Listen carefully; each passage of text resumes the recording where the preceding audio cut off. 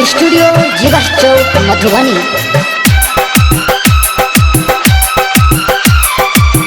Mix by रूपम सिंह। चले लड़की जे लाइन मारे हंस के, लड़का चले ला केटीएम से सट के। चले लड़की जे लाइन मारे हंस के, लड़का चले ला केटीएम से सट के हो। पहला लड़का सब देखत ना रहत नजरवा से, पहला लड़का सब देखत ना रहत नजरवा से।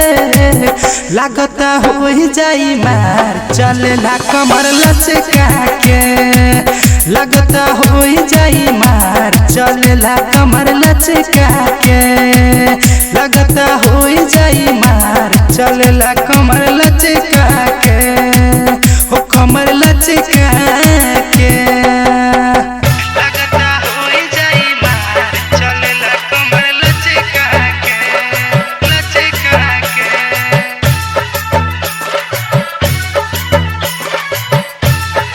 रूपम रिकॉर्डिंग स्टूडियो जीवा चौक मधुबनी।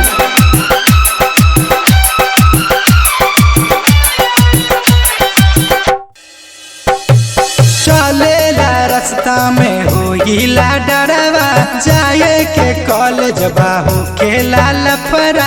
चलेला रास्ता में होइला डरवा, जाए के कॉलेज बाहू के लफड़ा। एक डर लागत ले है जान हो, लइका सब बेरी बेरी कर पारसान हो, कर पारसान हो, कर पारसान हो, कर पारसान कर पारसान हो। मोबाइल छेड़त निकल जाई रोजे बाजारवा से, मोबाइल छेड़त निकल जाई रोजे बाजारवा से। लगता हो जाई मार चलेला कमर लचका के, लगता हो जाई मार चलेला कमर लचका के, लगता हो जाई मार चलेला कमर लचका के।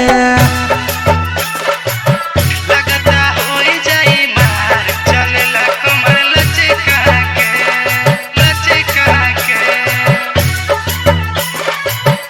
रूपम रिकॉर्डिंग स्टूडियो जीवा चौक मधुबनी।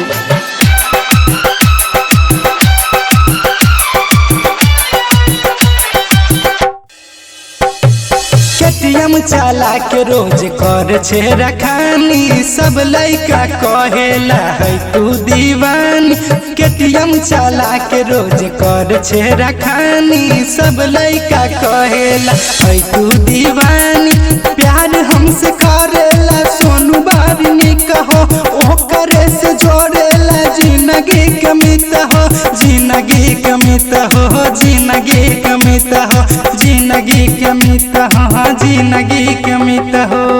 मैसेज भेजे रोजे वीवो के मोबाइल से, मैसेज भेजे रोजे वीवो के मोबाइल से।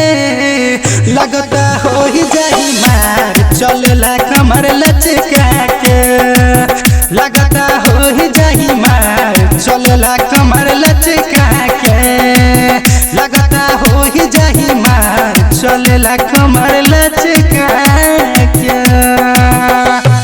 रूपम रिकॉर्डिंग स्टूडियो जीवा चौक मधुबनी। Mobile number 91 10 96 36 60।